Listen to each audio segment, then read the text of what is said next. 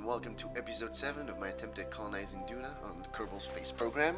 My name is Fred. I'll be your driver for the day on Duna. Depending on how this goes, you might want to fire me because I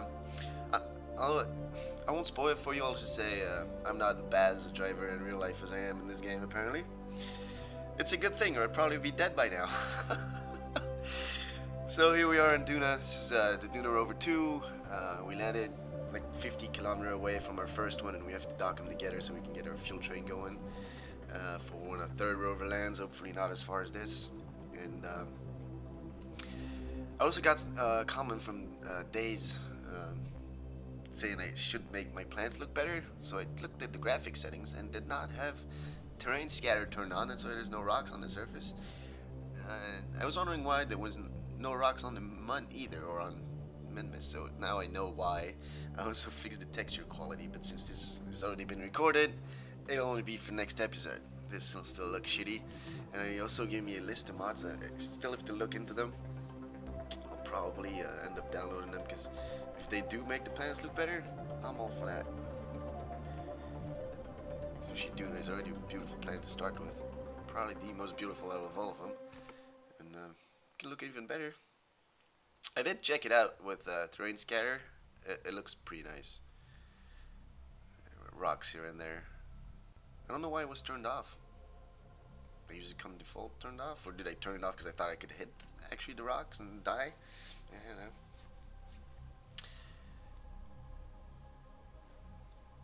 But yeah, this is 2 times speed, so I don't bore you to death driving 50 kilometers on the surface. And it helps also because I can drive it then mostly 1 time speed in the game and not having to glide on the surface so much. Because there's some weird things with physical time warp. As soon as you just enter it, your rover seems to be gliding on the surface. It doesn't have the same traction.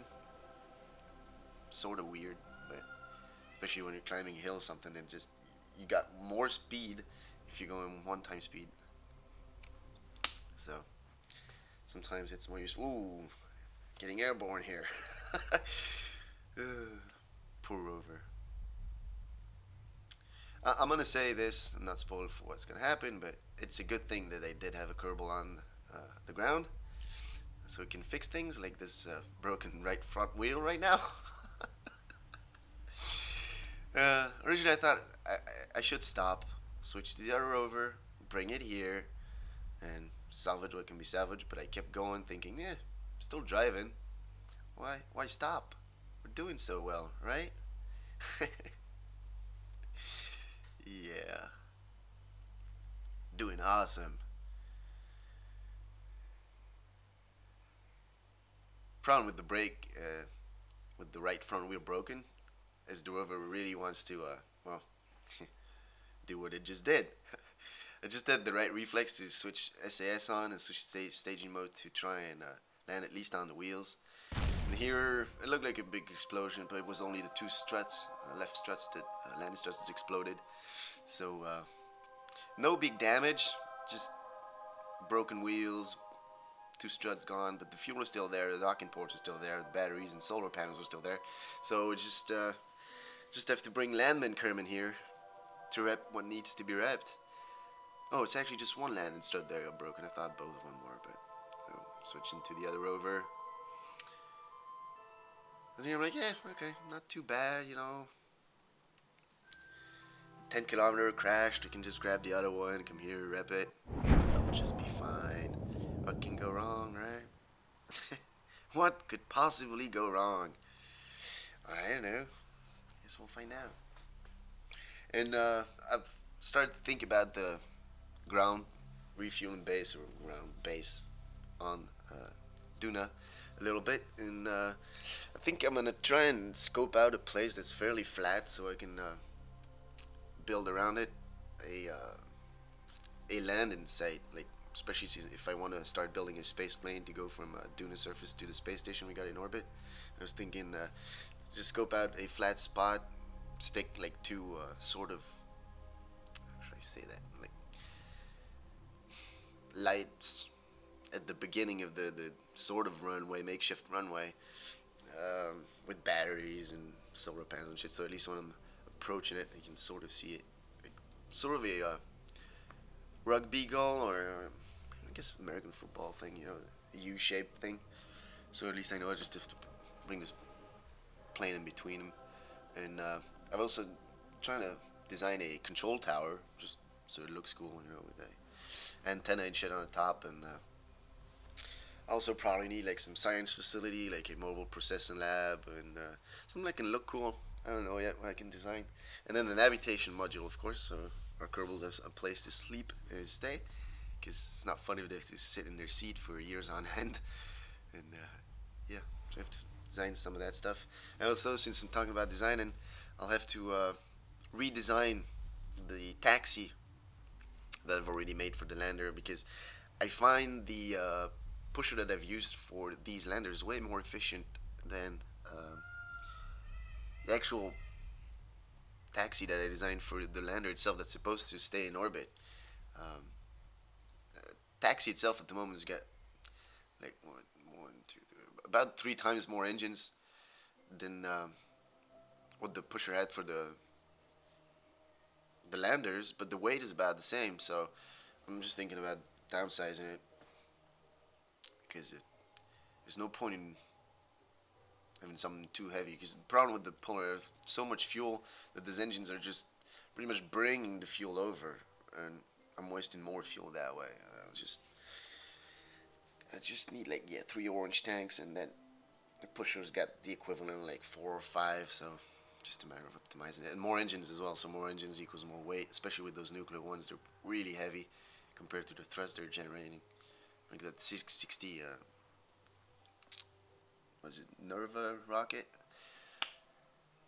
It weighs about like 2 tons or something, and it can lift 6, so it can only lift 4 if you take its weight out. Not the greatest thing. So here we are, getting close. Thought everything would go fine, you know, just driving around the surface.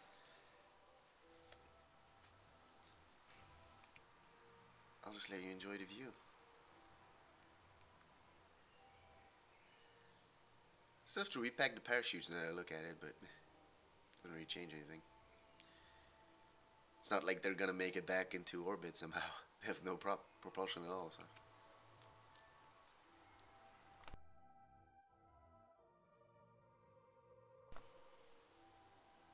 If you have any idea of what I could be bringing on the surface, as far as like modules or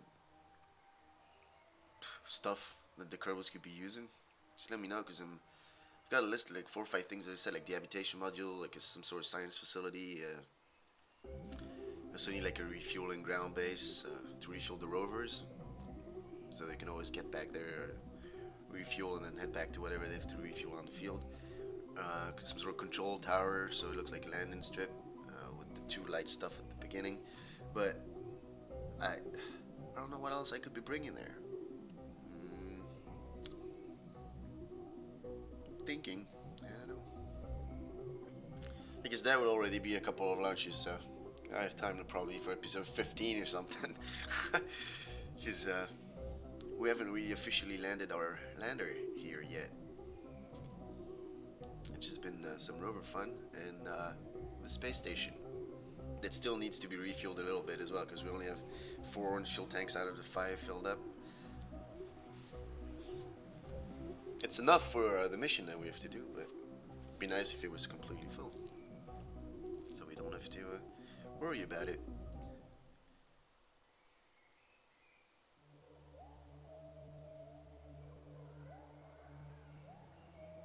I like this rover so much.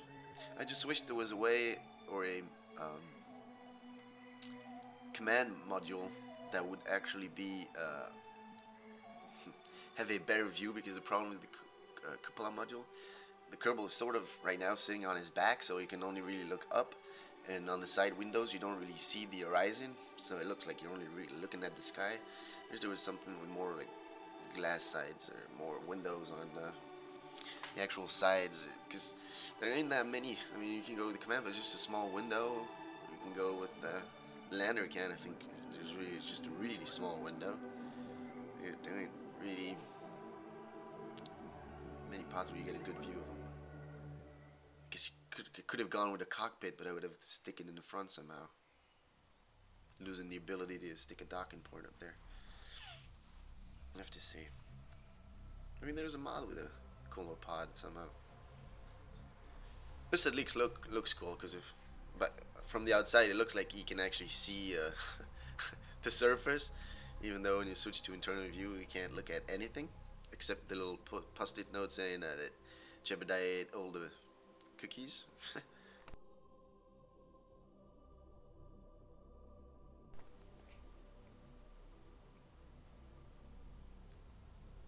Under 30k now. Getting there. 50 kilometers doesn't sound much when you're used to flying rockets around. It's like, yeah, 50k. I'll make that orbit any day. It's super fast. But once you have to start driving them, a rover or anything on the ground, really, it takes a while. Especially since you can't really let your rover go crazy in that. Because once you start going above 27 meters per second, it tends to really act weirdly. There's no other way to put it. Well, weirdly, 27 meters a second is a lot of speed, you know, if you were doing it on Earth right now. But it really wants to go left to right, and as you see there, with the gravity being lower than on Kerbal, it doesn't have the same traction on the ground. It takes a little longer for the wheels to touch the ground again and get the right direction going. These are cool rovers. I said it like 50 times already, but I'll say it again. I like them a lot. There's probably smaller ones that can be done, but these are pretty sweet. Because each of them contain at least a little fuel. I know without the third one, I won't be able to really refuel any lander or anything, because I really need that refueling arm that's stuck on the hitchhiker mod. But at least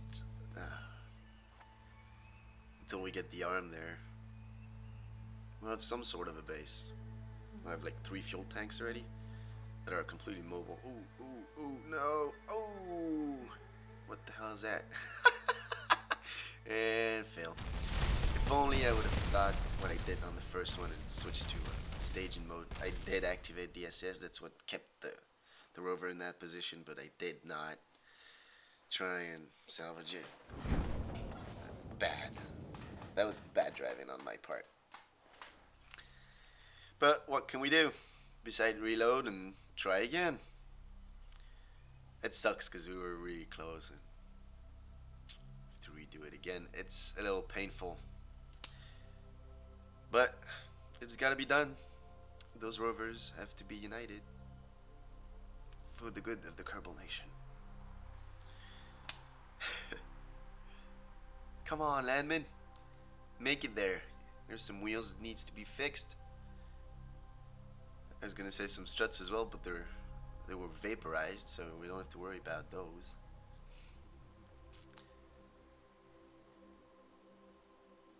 And once this is done, I guess Landman will have to well, once this is done, once the third rover makes it there and they're docked, we'll have to start looking for a landing spot for our space plane or some sort, a flat accessible place near the equator. But I don't know where I'm gonna put it yet, because there's always hills and bad things, as you can see here, that would probably kill a plane, especially with my really awesome flying skills.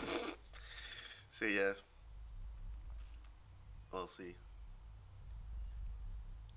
Hopefully, as I said, also next episode, Duna surface should look cooler. I don't know why I didn't do it earlier, but better late than never, right? And thank you guys for saying that, because I would have never checked the graphic settings. I might have actually even turned them down voluntarily when I was doing the asteroid research station, because it was so laggy. I might have turned everything down just to make sure I would not lag too much. But yeah, because after all, I doubt that Kerbal Space Program comes with terrain scatters disabled. Must have done it.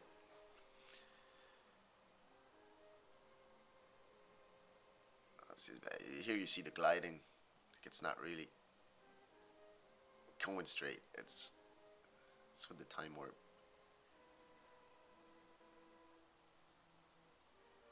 Everybody wants to glide, because if I was in 1 time speed, I would just, yeah, be going straight like right now. As soon as you switch, it wants to glide. It's pretty funny actually. And you lose speed as well. It just makes no sense. If you go 4 times speed in the hill, you're not even gonna climb. You're just gonna glide. Like you're ice skating your way up, and weird things will happen. But the only way I'm able to go straight with physical time acceleration is just by setting the SAS on. So at least the command pod keeps on steering it straight. But it's not the safest thing either, because if I start bouncing, it might just kill me. But at this point, it was already like 30 minutes driving on the surface. I crashed officially twice. Only once it really killed landman. The other one just broke the wheels off the unmanned one. I really wanted to get there as fast as possible. Right now we're about, what, like 16 minutes into the video, and it's a 2 time speed with sometimes time warp in the game. So 50 kilometers doesn't seem like a long distance, but it is. It is. And if I could recommend something, just frequently stop, and don't be a barbarian like I am. Just frequently stop, break up, and just save, and just start again. Because when you drive like 50 kilometers and you have to drive 50 kilometers and you crash at 49 kilometers from your destination point, it just really sucks. Like if you restart and then you crash at 30 and you restart again, and it's just like, yeah, I should have just saved. That hill looked like a saving spot. Why didn't I save? It's always like that.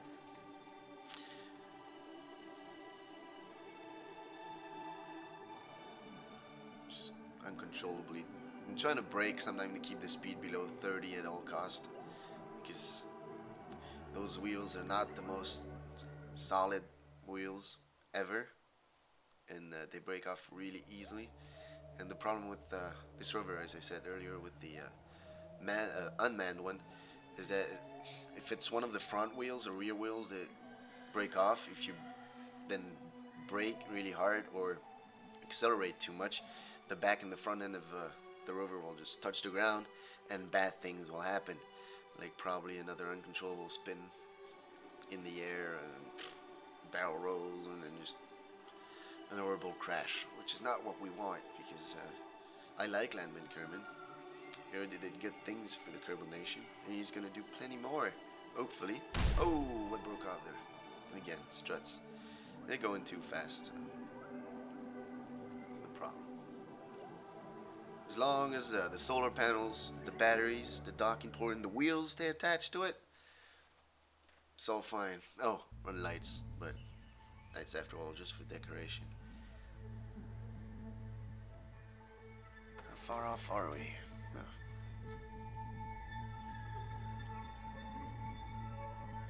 Make it.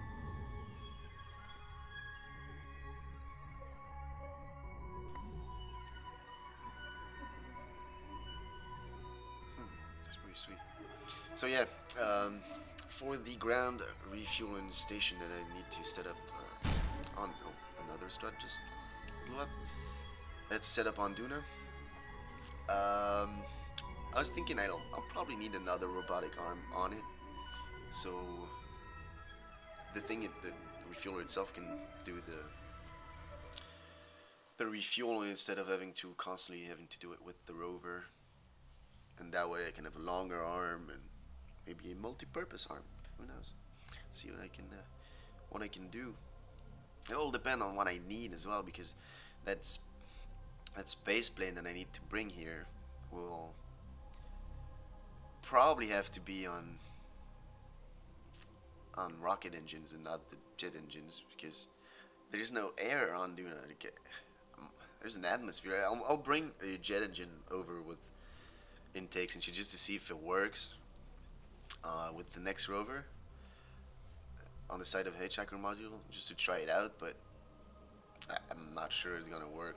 Probably not, because there's no oxygen. So that means the plane itself will have to carry its own oxidizer and go powered rocket engines.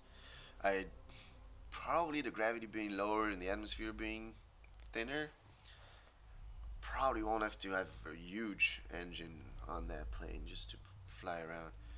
It'll just probably just depend on the wingspan of the thing itself. Because if I put enough wingspan, it should just fly with probably a 50k engine.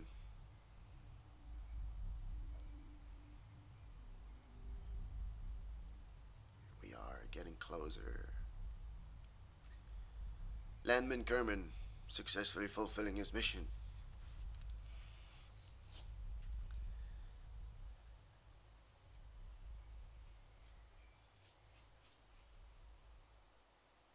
I have to check it out too. If it's, I'll make it a manned plane probably. So you can just manned and unmanned, so you can do both. We can land it unmanned to Duna and park it at our base, and then have a Kerbal jump in it, fly around, bring it back. So that way, even if I end up setting up a second base on Duna, I can just have that plane as a transport from one base to the other instead of having to drive crazy amount of distance this way on the ground. And I can bring it to unmanned, so I can really just transport Kerbals one way if I want to. I'll just mean more refueling bases and shit, but meh. It's not too really complicated, because refueling base, when I thought about it, I was just gonna go with a half-sized orange tank and like smaller ones around them, like the quarter-sized one. And yeah, just a docking port parachute and just airdrop those around the surface where I need them.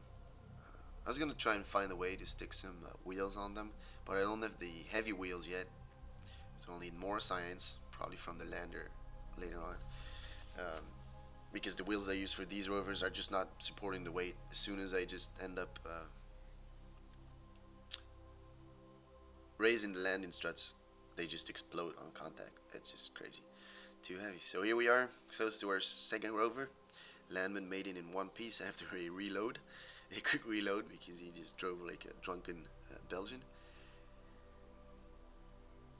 And we are gonna dock them together and do the repping. Oh, broke a wheel on this one. When did that happen? It's gotta be rep 2. It's not like it's huge damages. Here the problem is I stayed in, I think in physical acceleration ×2. That's why I was gliding on the surface. I did not even realize it. Just kept going.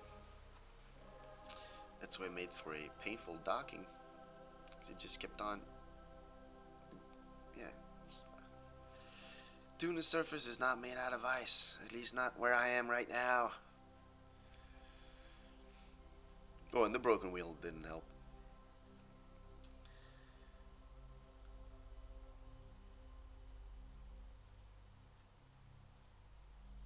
Yeah, we're backing up. Meep, meep, meep, meep, meep, meep, meep, meep, meep, meep. Come on, Landman, do this. Alright, a little violent, but it'll just work fine. Just break up. Break, break. There you go.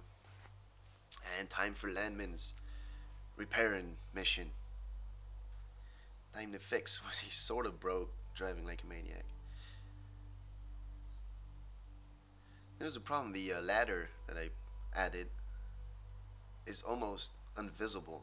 So it's like right clicking in the middle of nowhere until it just randomly shows. It's easy to see it once it's deployed, but once you track it, you really don't see it at all. Oh, what is he doing? Come on, grab the ladder. There you go.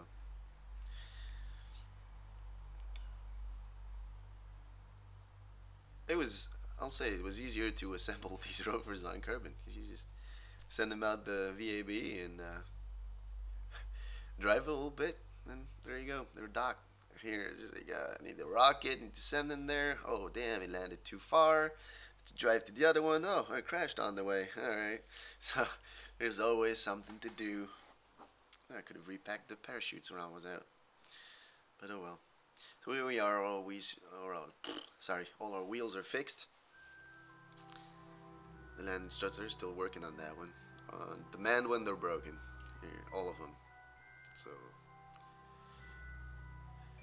I was sort of expecting it, because when I tested them on Kerbal, they were really low to the ground. They were a little higher here because the gravity is lower, but still bad. Here we are, driving. Pretty sweet. All it's missing is the third one, and we've got our refueling train going. So one more mission. We're just missing the hitchhiker module and our refueling arm, and we're good to go. Our rover will be done. So thank you for watching. Feel free to leave a comment if you have any idea of another module I can bring to the surface as part of this soon to be built base, so I can design it and put it in the planning process to bring it in. And yeah, I'll keep thinking on it. Well, catch you later, guys.